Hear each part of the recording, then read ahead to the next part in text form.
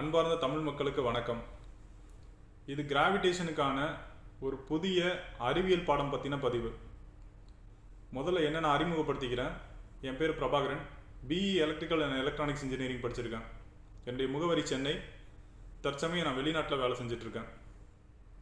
Research அப்படின்றது என்னுடைய profession கிடையாது. ஃபிசிக்ஸில் நான் பிஹெச்டியும் பண்ணலை. இருந்தாலும் கடந்த 3 ஆண்டுகளாக ஸ்பேஸ் டைம் பற்றின ஆராய்ச்சி பண்ணி ஒருமையியல் கோட்பாடு அப்படின்ற ஒரு புதிய பாடத்தை வகுத்திருக்கேன்.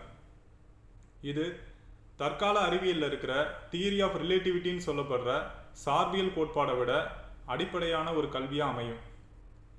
இதோட அப்ளிகேஷன் என்ன அப்படின்னு கேட்டிங்கன்னா, தியரட்டிக்கல் ஃபிசிக்ஸில் incompatibility between general theory of relativity and quantum mechanics அப்படின்ற ஒரு சால்வ் பண்ணப்படாத ஒரு ப்ராப்ளம் இருக்குது.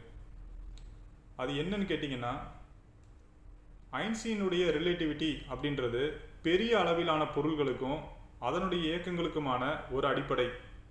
அதை நம்ம கிளாசிக்கல் ஃபிசிக்ஸ்ன்னு சொல்லுவோம். அதுவே குவாண்டம் மெக்கானிக்ஸ் அப்படின்றது சிறிய அளவிலான, அதாவது அணுக்கள் முதலான புரோட்டான், நியூட்ரான், எலக்ட்ரான் மாதிரியான துகள்களுக்கான அடிப்படை அப்படின்ற மாதிரி அதை குவாண்டம் ஃபிசிக்ஸ் அப்படின்னு சொல்லுவோம். இது ரெண்டும் இயற்பியலோட இரு பெரும் பிரிவுகளாக 2 விதமான ஃபண்டமெண்டல்ஸாக தான் நம்ம இது வரைக்கும் படிச்சுட்டு வரோம். இதுக்கான ஒரு சிங்கிள் ஃப்ரேம் ஒர்க் பண்ணி அதில் இது ரெண்டையும் அக்காமடேட் பண்ண முடிஞ்சாதான் நம்ம இயற்பியலுக்கான ஒரு அடிப்படை பாடம், அதாவது ஒன் ஃபண்டமெண்டல் ஸ்டடி அப்படின்றத வகுக்க முடியும். இப்போ இதுக்காக பல பேர் பலவிதமான முயற்சிகள் பண்ணியிருக்காங்க. உதாரணத்துக்கு ஸ்ட்ரிங் தியரி, லூப் குவாண்டம் தியரியெல்லாம் இருக்குது. இருந்தாலும் அதை எல்லாமே குவாண்டம் ஸ்கேலில் எக்ஸ்பிளைன் பண்ணியிருக்காங்க. அதை மேக்ரோ ஸ்கேலுக்கு எடுத்துகிட்டு வர முடியல. அதே மாதிரி ஐன்ஸ்டீனுடைய ரிலேட்டிவிட்டி அப்படின்றது மேக்ரோ ஸ்கேல் ஆப்ஜெக்ட்ஸை எக்ஸ்பிளைன் பண்ண முடியும், அதை குவாண்டம் ஃபிசிக்ஸில் அப்ளை பண்ண முடியாது. அப்போது கடந்த 100 ஆண்டுகளாக தீர்க்கப்படாத இந்த பெரிய சவாலை தான் நான் எடுத்துக்கிட்டு ஹார்ட் ஒர்க் பண்ணியிருக்கேன். Fundamental theory of singularity FTS அப்படின்ற புக்கை எழுதி சமீபத்தில் வெளியிட்டிருக்கேன். Notion press, Amazon, Flipkart online ஆன்லைன் ஸ்டோர்ஸில் இந்த புக் அவைலபிளாக இருக்குது. இந்த டைட்டில் நீங்கள் ப்ரௌஸ் பண்ணாலும் உங்களுக்கு தெரியும்.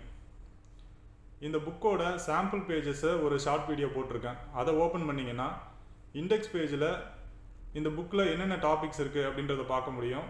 அதே மாதிரி இந்த ஒர்க்குக்கான ப்ரொபோசல் என்ன அப்படின்றதும் உங்களுக்கு தெரியும். சரி, இப்போ கிராவிடேஷன் அப்படின்னு நம்ம சொன்னாலே நியூட்டன் மற்றும் ஐன்ஸ்டீனுடைய கிளாசிக்கல் ஃபிசிக்ஸ் தான்.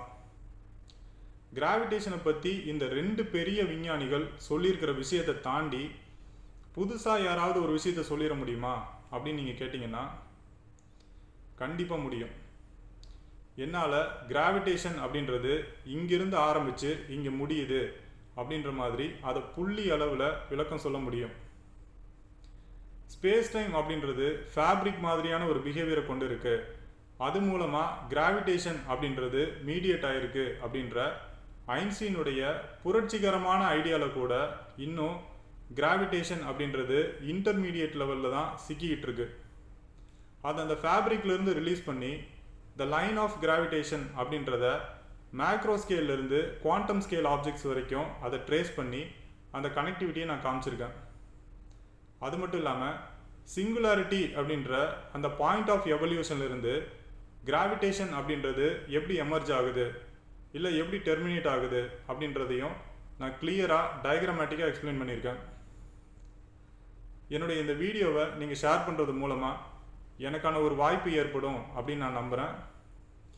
என்னுடைய இந்த முயற்சிக்கு நீங்கள் ஆதரவு கொடுத்தீங்கன்னா கண்டிப்பாக நம்ம தேசத்துக்கான ஒரு பெருமையை என்னால் சாதிக்க முடியும். நன்றி.